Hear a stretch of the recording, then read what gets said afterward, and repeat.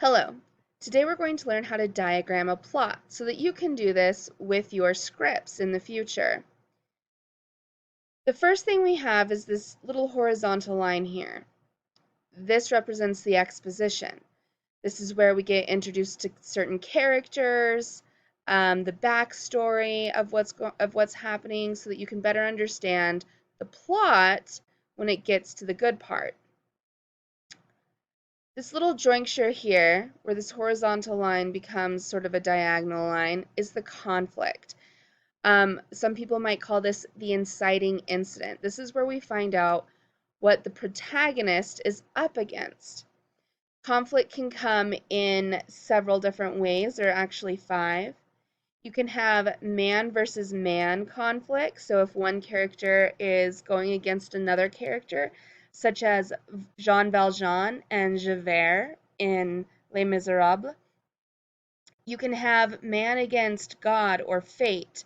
So someone who's having to work against forces greater than themselves on sort of a universal scale, such as Oedipus and the prophecy that he will kill his father and marry his mother. He fights against that prophecy the whole play. You can have man versus nature. So it's a lot like man versus God or fate, but it's more natural. It has to do with the environment.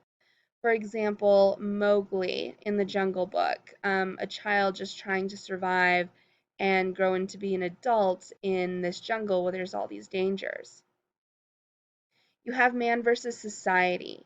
So if a person or a character is working against societal norms, right? So think Romeo and Juliet against their families. In Romeo and Juliet, their families are society. They make up the vast number of people that Romeo and Juliet spend time with, and they don't want Romeo and Juliet to be together. So the couple is having to fight against society, fight against their families, um, to love each other. And then finally, you have man versus himself. So if you have a character who routinely messes things up for themselves or is sort of working through a flaw that they have, this is man versus himself. And there's no better example of this than Dr. Jekyll and Mr. Hyde, who are the same person, just on opposite ends of a potion that Dr. Jekyll has created. Once we get to the conflict or the inciting incident, the thing that happens that makes the rest of the play progress, we get to the rising action. These are all the events in the play that lead up to the climax. They're all the little events that lead up to the big event that push the plot forward.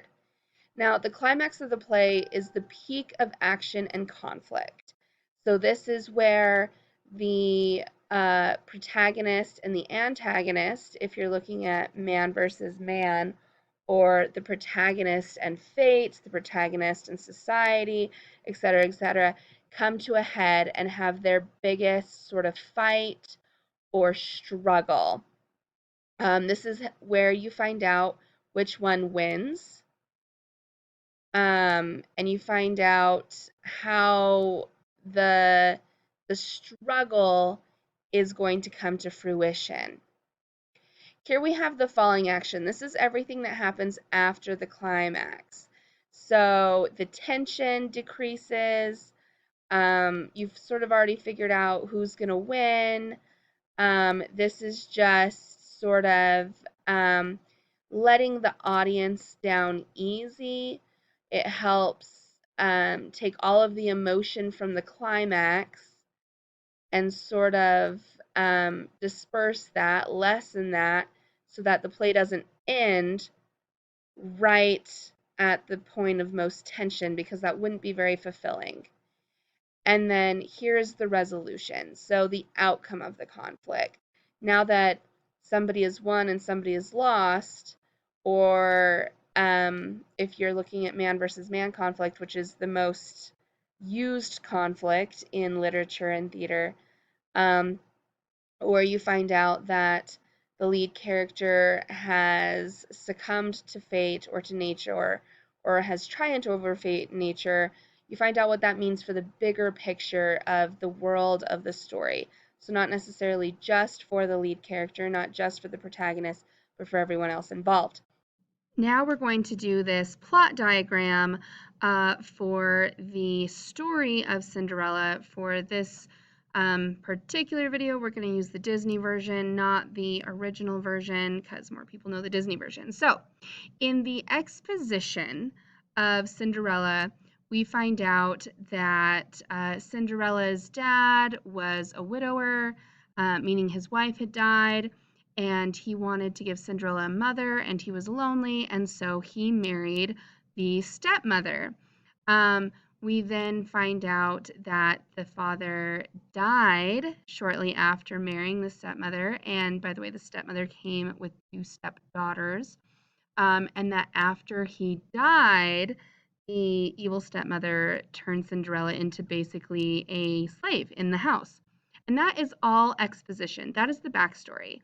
Um, it's what sets us up to understand the relationship between Cinderella and her family, her stepfamily. It tells us why there's no one really alive or able or willing to help Cinderella in this instance because both of her parents are dead.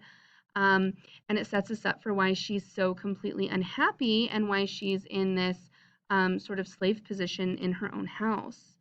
So we also get conflict, and that is that Cinderella is at conflict with her family, her stepfamily. It is a protagonist versus man situation, or in this case, Cinderella versus her stepmother, so a man versus man. Woman versus woman in this case. Conflict with her stepmother. Her stepsisters could be included in that because they are the evil stepsisters. The stepsisters really just go along with what the stepmother says or what she allows. So it would be more accurate to say Cinderella against the stepmother. So then rising action happens. Cinderella wants to go to the ball. Stepmom won't let her go to the ball. Cinderella gets help from mice and birds to sew her dress. Sisters rip the dress apart. Cinderella meets Fairy Godmother. Fairy Godmother makes Cinderella a dress and a pumpkin into a carriage and mice into horses and what have you. Cinderella goes to the ball. Cinderella meets the prince. They dance. He falls in love with her, although not quite so in love that he can remember what she looks like. Midnight happens, everything turns back, the carriage turns back into a pumpkin, but for some weird reason the shoe doesn't turn back, that Cinderella leaves on the steps of the castle. And then the prince goes around trying to find who's going to fit in the shoe, and no one fits the shoe because apparently she has a very, very specific foot size that these slippers will fit. All of that is rising action. It's between when we find out the conflict, which is that Cinderella is enslaved by her stepmother, and between that and the climax, which is where that all gets resolved. So, as you know, if you know the story of Cinderella, the climax happens when the prince finds Cinderella finally and puts the slipper on her foot and realizes that she is the girl that he's fallen so deeply in love with after dancing one dance.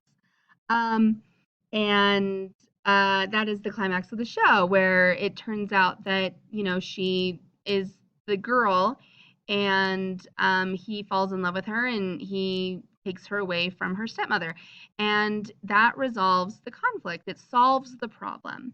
So if the conflict is the main problem, and the main problem is that Cinderella is enslaved by her stepmother, her marrying the prince and becoming a princess solves that problem. And then we get the falling action. We get to see their wedding. We get to see the little mice and birds be super happy for her. If we're going with the original fairy tale, the mother and stepsister, the stepmother and stepsisters meet a very nasty end that I won't go into in this video. And then the resolution, how it all turns out. Disney and fairy tales are really nice in that they give us a really lovely bow on top resolution of, and they lived happily ever after. Um, and so that is the plot diagram for Cinderella. I know that was really fast, but hopefully that helps you out in creating your own plot diagram for a play that you are either analyzing or writing. If you have any questions, I would love to hear them.